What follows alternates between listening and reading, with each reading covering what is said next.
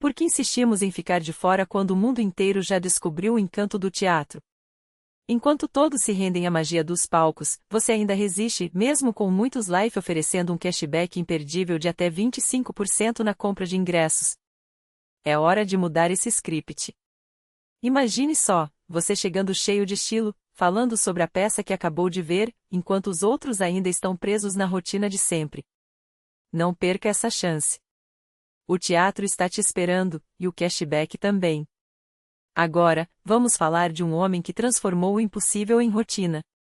Em 1946, um avião particular se chocou contra uma mansão em Beverly Hills, deixando uma marca indelével na história. Não era qualquer residência, era a casa de um dos homens mais fascinantes dos Estados Unidos, um verdadeiro ícone do século XX. Gênio, playboy, milionário, filantropo e visionário, ele desafiou todos os limites. Pioneiro da aviação, produtor de cinema, amante das mulheres mais deslumbrantes, sua vida foi um espetáculo à parte, iluminada pelos flashes das câmeras e pela admiração do público. E assim como apareceu, desapareceu, envolto em mistérios que até hoje alimentam especulações. Esse homem era Howard Hughes. Sua história começa no coração do Texas, onde a febre do petróleo transformava sonhos em fortunas. Em 1908, a Sharp Hughes Tool Company revolucionou o setor com patentes inovadoras para brocas de perfuração. O segredo? Um modelo de negócio brilhante. Em vez de vender, alugavam os equipamentos por $30.000 por poço. Em poucos anos, a empresa conquistou 24 gigantes da indústria, e o dinheiro jorrava. Com a morte do sócio Sharp em 1912, Howard Hughes Sr. assumiu o controle total, consolidando um império que garantiria o futuro da família. Mas o verdadeiro protagonista dessa saga é Howard Hughes Jr., um menino fora dos padrões. Enquanto outras crianças brincavam na rua, ele se perdia em equações de física e projetos de engenharia.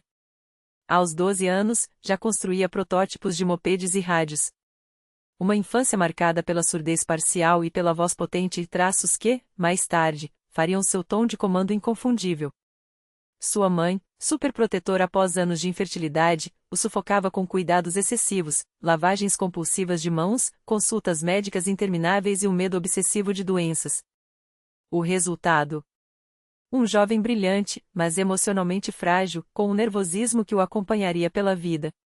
No entanto, foi o tio Rupert, roteirista e diretor ligado a Samuel Goldwyn, fundador da MGM, quem abriu as portas de Hollywood para o jovem Howard. Fascinado pelo glamour das estrelas, ele anotava em um caderno suas impressões sobre filmes e ideias inovadoras para cenas. Mas sua verdadeira paixão eram os aviões.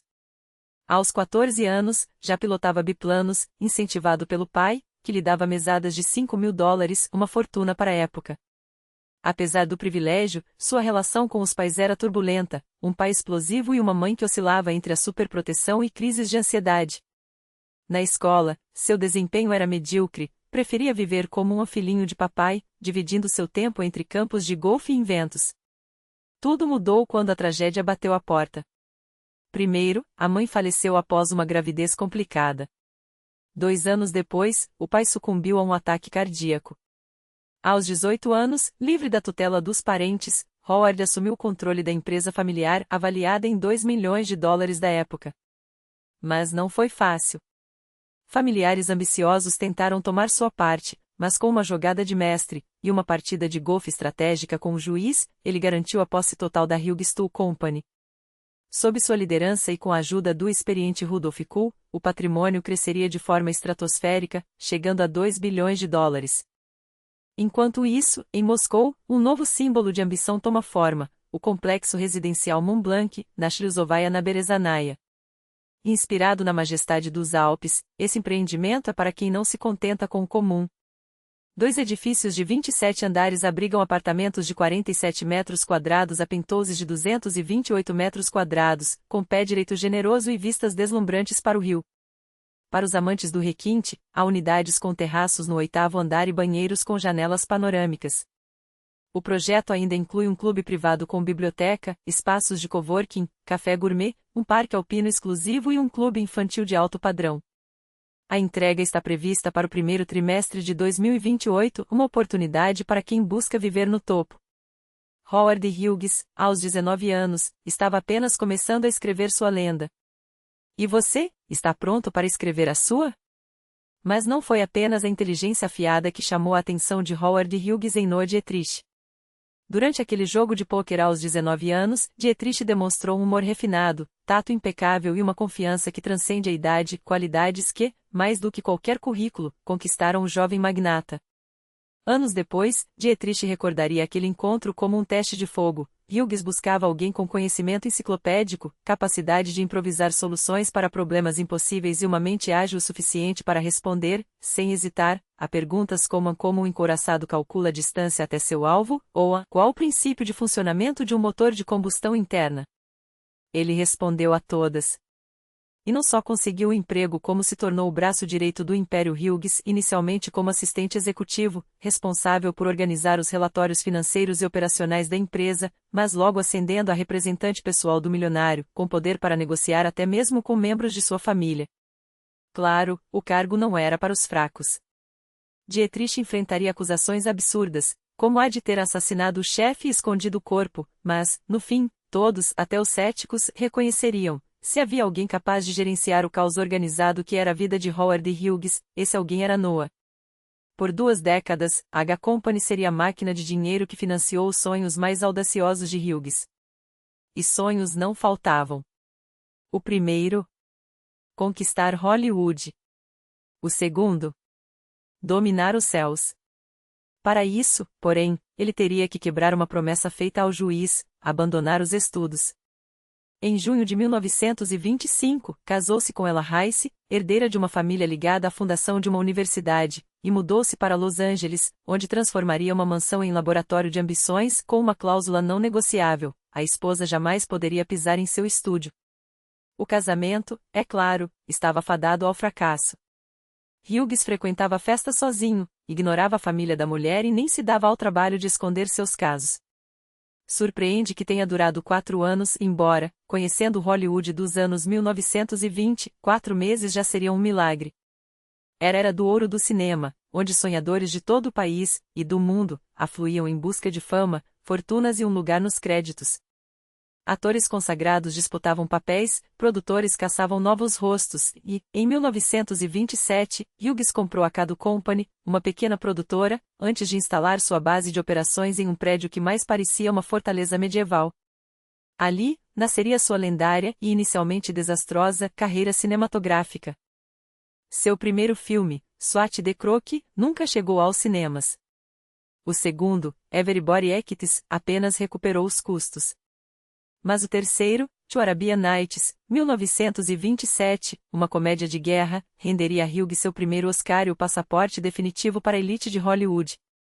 Em 1928, ele embarcou em seu projeto mais ambicioso, Anjos do Inferno, Hells Angels, um épico sobre pilotos britânicos na Primeira Guerra Mundial. Obsessivo como sempre, Hughes esperava meses pela luz perfeita para filmar cenas aéreas, contratou 80 aviões, um número absurdo mesmo para os padrões atuais, e gastou fortunas em efeitos que deixavam a equipe, e até Dietrich, de cabelos em pé. Para se preparar, Hughes frequentou uma escola de pilotagem em Santa Mônica, onde aprendeu acrobacias aéreas com um veterano da Grande Guerra. Em 1928, tirou sua licença de piloto. 2 anos depois, comprou seu primeiro avião, um biplano Boeing 100A. Mas dinheiro não comprava coragem. Quando os pilotos contratados se recusaram a executar um perigoso truque, Hughes sentou-se ele mesmo nos comandos. O avião despencou na aterrissagem, e ele sobreviveu, mas fraturou a mandíbula. Era sua primeira, mas não última, queda. Em outra cena, para filmar um ataque realista a um bombardeiro alemão, Hughes sacrificou um avião, com o piloto saltando de paraquedas, mas 3 pilotos morreram durante as filmagens. O caos, porém, estava apenas começando. Quando Anjos do Inferno já estava quase pronto para lançamento, Hughes assistiu ao Cantor de Jazz, 1927, o primeiro filme sonoro da história. Sua reação? Vamos refazer tudo. Ignorando os custos estratosféricos, ele reescreveu o roteiro para incluir diálogos, trocou atrizes, como Greta Nissen, cujo sotaque norueguês não servia para o som, por Jean Harlow e ainda insistiu em cenas coloridas.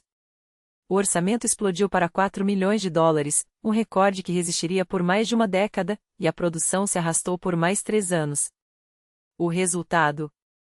Um sucesso estrondoso, 8 milhões de dólares em bilheteria, consolidando Hughes como um visionário ou um louco genial, dependendo de quem você perguntasse. E enquanto Hollywood ainda discutia se ele era um gênio ou um irresponsável, Hughes já olhava para o próximo horizonte, as asas que o levariam além das telas. Porque conquistar os céus, afinal, era apenas o começo. Mas a verdade é que Howard Hughes não se contentava em apenas financiar ou produzir, ele queria dominar cada detalhe, cada risco, cada possibilidade. Enquanto Hollywood ainda debatia os limites da moralidade em Pozor Sea, ou Scarface, como ficaria conhecido mais tarde, Hughes já estava traçando seu próximo movimento, não mais apenas contar histórias sobre homens que desafiavam as leis, mas construir máquinas que desafiassem a gravidade. A aviação não era um hobby para ele. Era uma obsessão calculada. Em 1932, enquanto a Grande Depressão engolia fortunas e sonhos, Hughes fundou a Hughes Aircraft Company não como um capricho de milionário, mas como uma declaração de guerra à mediocridade. Comprou 1.200 acres de terra, ergueu hangares que mais pareciam catedrais de metal e contratou engenheiros que, como ele, acreditavam que o céu não era um limite, mas um ponto de partida. O primeiro deles? Glenn O'Dequir, o mesmo gênio que havia ajudado a tornar Os Anjos do Inferno um espetáculo aéreo. Hughes não queria apenas construir aviões. Queria reinventá-los. Mas havia um problema: como liderar uma empresa aeronáutica sem saber pilotar comercialmente? A solução: infiltrar-se como um espião em sua própria missão. Hughes comprou um terno barato, inventou um nome falso e se apresentou como um humilde funcionário do setor de bagagens da American Airlines, ganhando menos de $100 por mês. Por 3 semanas, ele frequentou os cursos internos da companhia, aprendeu a pilotar um avião de passageiros e até obteve a certificação de copiloto. Só foi descoberto quando, em um voo de treinamento, um instrutor reconheceu suas mãos, aquelas mesmas mãos que, anos antes, haviam guiado aviões em recordes mundiais. Expulso, mas não derrotado, Hughes saiu dali com algo muito mais valioso do que um diploma: a certeza de que podia dominar qualquer máquina, qualquer sistema, qualquer indústria. Enquanto seus concorrentes enxergavam a aviação como um negócio, Hughes via nela uma revolução. E, como sempre, não aceitaria meio-termos. Seus aviões não seriam apenas rápidos, seriam impossíveis. Seus designs não seguiriam padrões, quebrariam eles. E se o governo dos Estados Unidos duvidasse de sua capacidade? Bem, ele simplesmente provaria o contrário. A Primeira Guerra Mundial havia terminado, mas a corrida pela supremacia aérea estava apenas começando. E Hughes, com sua mistura letal de audácia e precisão, estava determinado a vencê-la. Não como um espectador. Não como um investidor. Mas como um homem que reescreveria as regras do jogo. Hughes não era um homem que se contentava com o ordinário, suas ideias de relaxamento beiravam o absurdo para qualquer mortal comum. Enquanto outros magnatas jogavam golfe ou colecionavam arte, ele preferia se perder nas estradas da América com apenas algumas centenas de dólares no bolso, trabalhando como fotógrafo de casamentos ou arrumando qualquer emprego que aparecesse. Era o tipo de excentricidade que só um gênio poderia se dar ao luxo. E se havia algo que Hughes amava tanto quanto desafiar a física, era desafiar as convenções sociais. Foi em uma dessas noites de extravagância hollywoodiana, em 1935, que seu caminho cruzou com o de Katharine Hepburn, não apenas uma estrela, mas o símbolo sexual de sua época, uma mulher cujo brilho ofuscava até mesmo das luzes da Broadway. O que começou como um flerte rapidamente se transformou em uma relação tão intensa quanto os voos arriscados de Hughes. Ele a levava nos céus em seus aviões, ensinou-a a pilotar, e juntos executaram manobras que fariam qualquer piloto profissional suar frio, como rasar o Queensboro Bridge em Nova York a uma velocidade que deixou Hepburn tremendo por dias. Hughes apenas riu. Para ele, o perigo era apenas mais um tempero na receita de uma vida sem limites. O casamento parecia inevitável. Após conhecer os pais dela, Hughes fez o pedido. Em agosto, Hepburn mudou-se com sua equipe de serviçais para a mansão de Hughes em Los Angeles. Ambos compartilhavam um objetivo: tornar-se lendas. Mas enquanto ele escalava os céus, a carreira dela despencava. A imprensa a chamava de Box Office Poison, e os donos de cinemas faziam fila para se livrar dela, ao lado de nomes como Marlene Dietrich e John Crawford. Quando lhe ofereceram $10.000 por um papel, uma miséria comparado aos $150.000 que ela já havia ganhado, Hepburn recusou com desdém. Decidiu voltar ao teatro, rumo à costa leste. Hughes ficou no oeste. E assim, sem estardalhaço, o romance terminou, embora a amizade durasse décadas. Enquanto isso, nas oficinas da Hughes Aircraft, a engenharia não dormia. O foco era um único projeto, o H-1 Racer, apelidado de Ambala Voadora. Desde o protótipo, era claro que aquele não era um avião, era uma declaração de guerra aos limites da velocidade. Fuselagem inteiramente metálica, sem rebites, capaz de atingir marcas inalcançáveis. Hughes venceu o concurso das Forças Aéreas, mas seu verdadeiro troféu foi o livro dos recordes, 567 km/h em apenas 3 km. O problema? Um erro quase fatal ao trocar de tanque de combustível em pleno voo, que forçou uma aterrissagem de emergência em um campo de beterrabas. Meses de reparos depois, Hughes não desistiu. Se já tinha um avião mais rápido, agora queria o voo mais longo.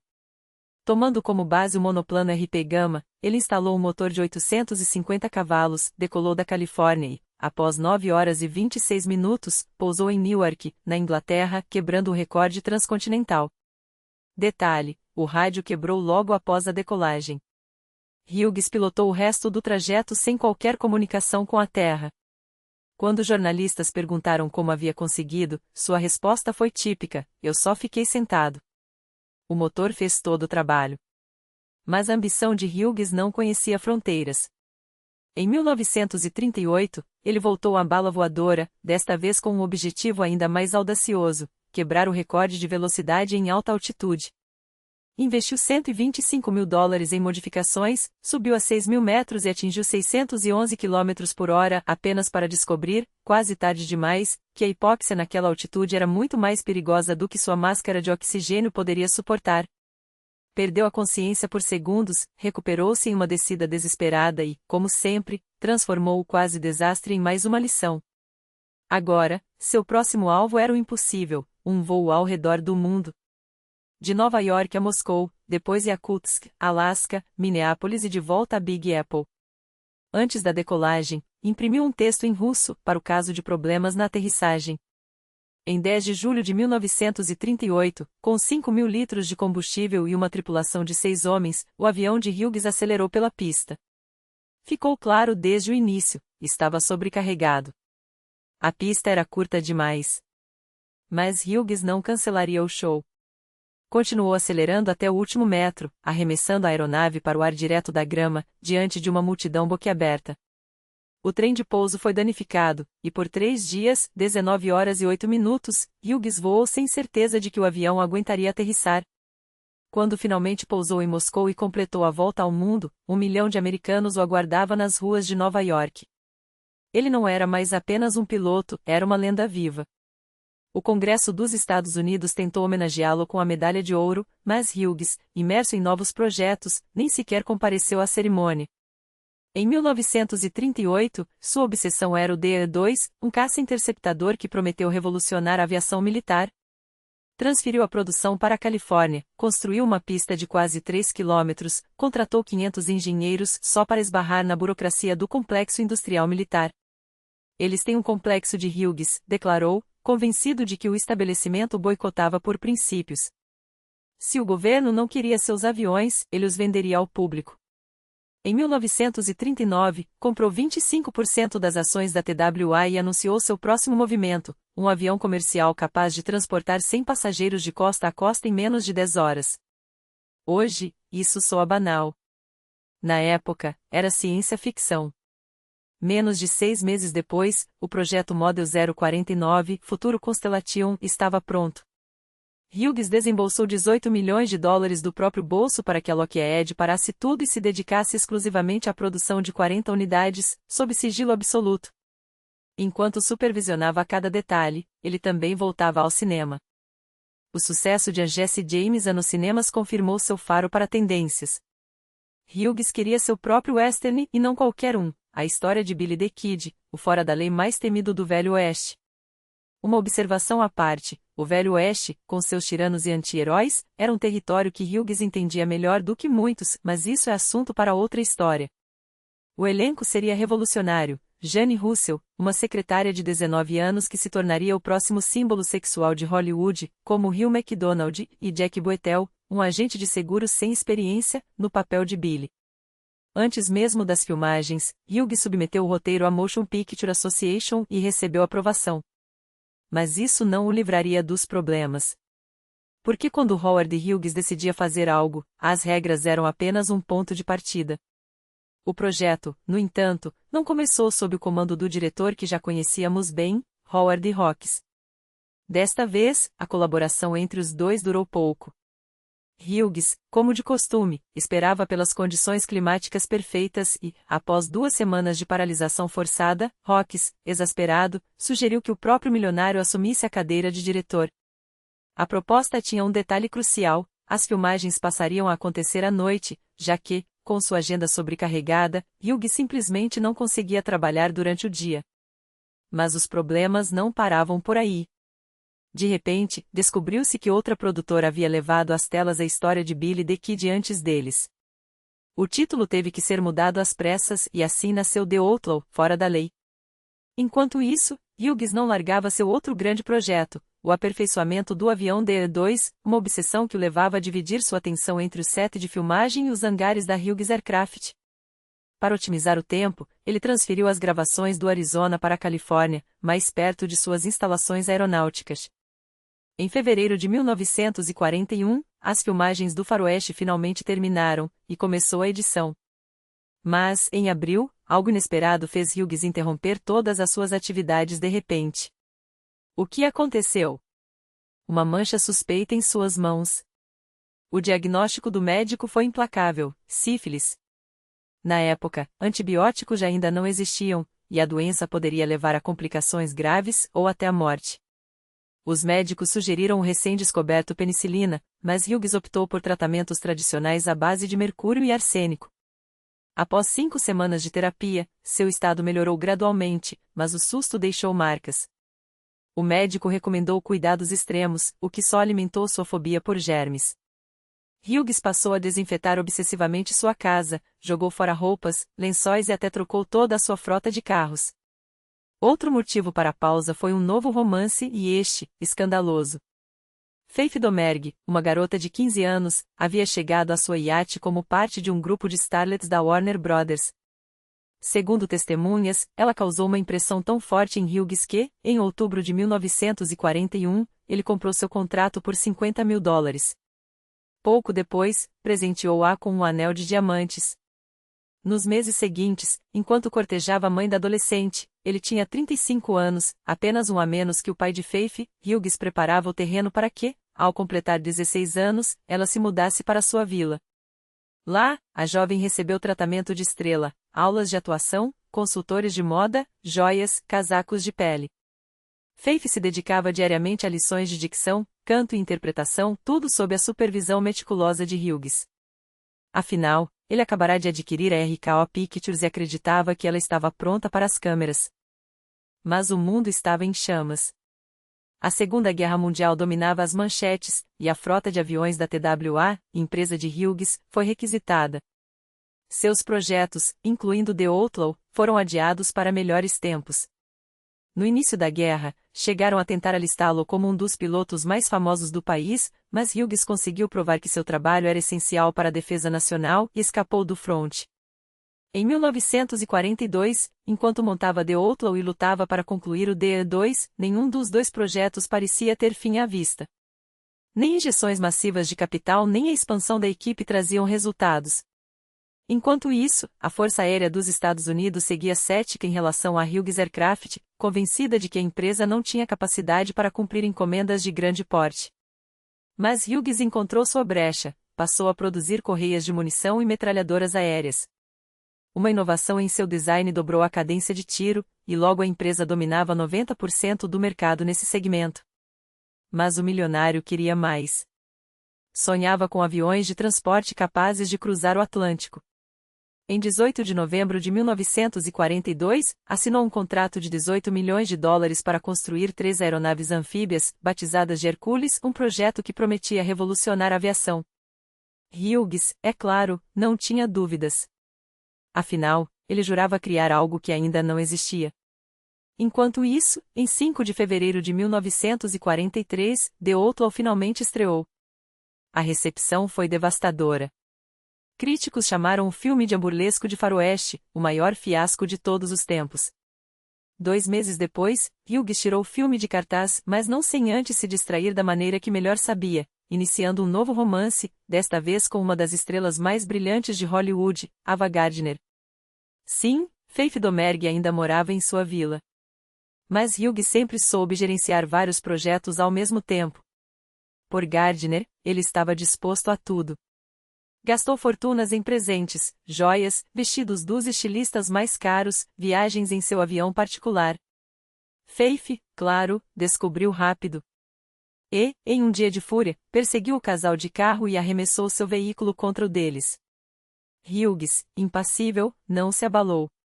Mas foi ele mesmo quem destruiu o relacionamento.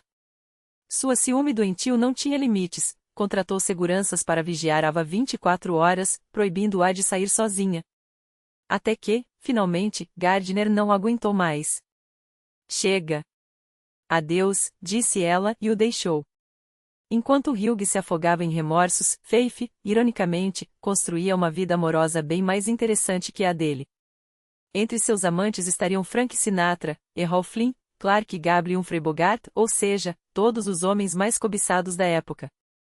Mas o destino de Hughes não seria ditado por romances. Em maio de 1943, ele sofreu outro acidente aéreo.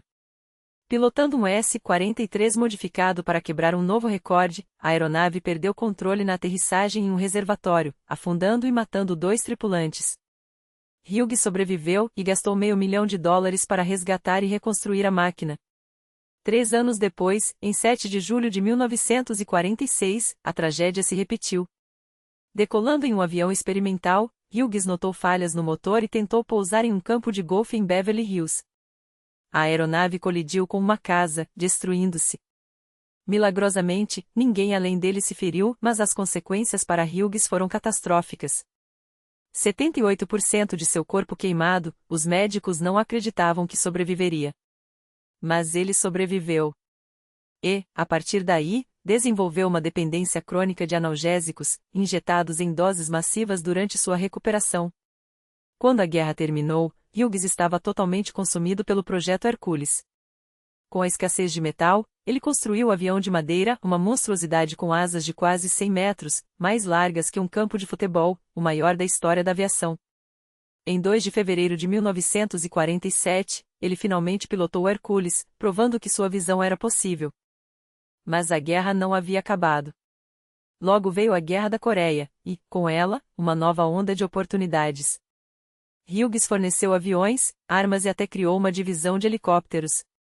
Começou a produzir linhas aéreas civis, mas, no início dos anos 1950, a concorrência dos jatos turbohélice da Boeing mostrou que, desta vez, nem mesmo um milionário obsessivo como ele poderia competir.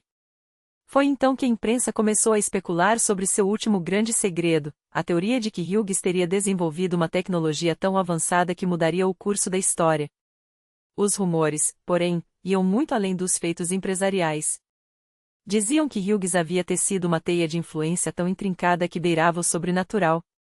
Segundo fontes não confirmadas, ele teria recrutado uma rede de detetives particulares para vigiar membros das famílias de políticos influentes, homens que, como não poderia deixar de ser, eventualmente cediam a tentações morais. Hughes, então, agia com precisão cirúrgica, comprava dívidas de jogo, acumulava provas comprometedoras e, quando necessário, acionava esses trunfos como peças de um tabuleiro. Não era chantagem vulgar, mas um jogo de xadrez onde cada movimento garantia que seus oponentes políticos dançassem conforme a música que lhe regia. O poder, afinal, não se conquista apenas com dinheiro, conquista-se com informação. Mas o preço dessa obsessão por controle começou a se cobrar. Nos anos 1960, sua saúde, já frágil, desmoronou de vez. A Transworld Airlines, TWA, outrora joia de sua coroa, perdia terreno para concorrentes mais ágeis. Hughes, outrora o gênio calculista, passou a tomar decisões erráticas, jogando milhões em aventuras que mais pareciam delírios do que estratégias. Em 1960, foi afastado da gestão da companhia. 5 anos depois, vendeu seu pacote de ações, um negócio que, dependendo da fonte, lhe rendeu entre 500 e 750 milhões de dólares. Uma fortuna que o consagrou como bilionário, mas que também selou o fim de uma era. Afinal, como um homem que um dia dominou os céus poderia se contentar em ser apenas mais um nome nos registros financeiros? Os últimos registros públicos de Hughes datam de 1957, quando se casou com a atriz Jean Peters. Depois disso, ele simplesmente desapareceu. Alguns juravam que sua dependência de analgésicos o havia transformado em um fantasma de si mesmo. Outros, que sua reclusão era uma manobra para escapar da Receita Federal. Havia ainda os que sussurravam sobre uma loucura progressiva, agravada pela surdez congênita que, diziam, o envergonhava a ponto de evitar qualquer contato humano. A verdade? Talvez uma mistura de tudo isso. O que se sabe é que Hughes mergulhou em um isolamento tão profundo que beirava o grotesco. Relatos da época pintam um quadro de um homem que se lavava e cortava os cabelos apenas 2 vezes em anos.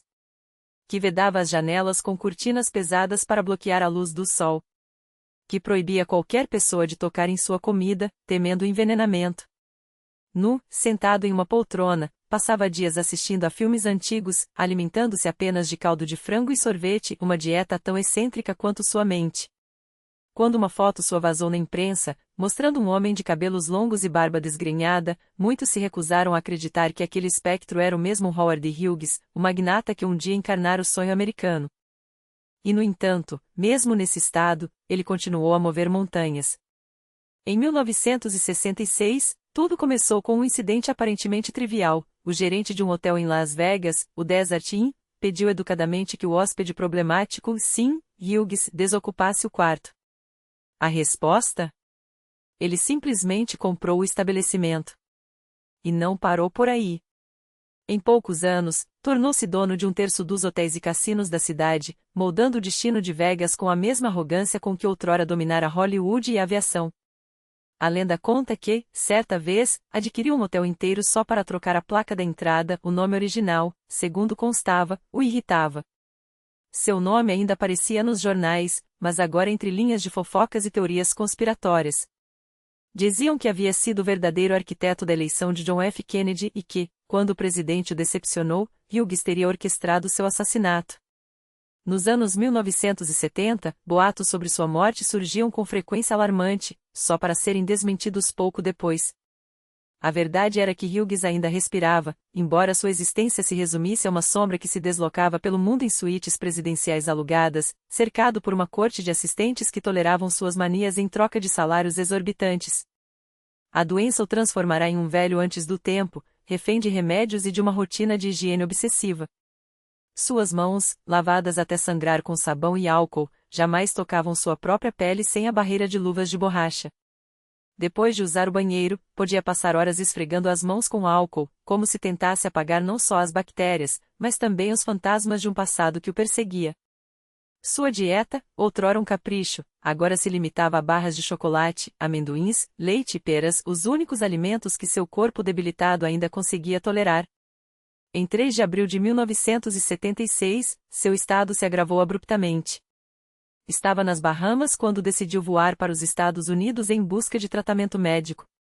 2 dias depois, um avião particular decolou rumo a Houston, com Hughes a bordo. No aeroporto, agentes do FBI o aguardavam. O governo americano o acusava de sonegar 300 milhões de dólares em impostos. Mas quando as rodas do avião tocaram o solo, o homem que um dia desafiou a gravidade já não estava mais entre os vivos. Morrera durante o voo, um fim tão silencioso quanto os anos que passará escondido. Para confirmar sua identidade, foi necessário colher suas impressões digitais. O corpo esquelético, apenas 40 quilos, pouco lembrava o playboy bilionário que conquistara Hollywood, revolucionara a aviação e comprara Las Vegas. Hughes partiu como viveu, entre mistérios, deixando para trás uma fortuna sem herdeiros diretos, um império a ser dilapidado e frases que ecoam como profecias cínicas: todo homem tem seu preço. Do contrário, homens como eu não existiriam ou não há ninguém que eu não possa comprar ou destruir. Foi enterrado no cemitério Glenwood, ao lado dos pais, sem deixar testamento. Os anos seguintes viram seus bens sendo disputados e vendidos. A Hughes Aircraft, por 5 bilhões de dólares em 1980, uma mansão em Beverly Hills, leiloada em 2017 por 15 milhões. Restou apenas o mito, um gênio excêntrico que, no auge de sua glória, pareceu tocar o céu, para então despencar em um abismo de sua própria criação. Uma vida tão extraordinária que, até hoje, alimenta filmes, livros e a pergunta que nunca terá resposta: até onde vai a loucura de um homem que teve tudo?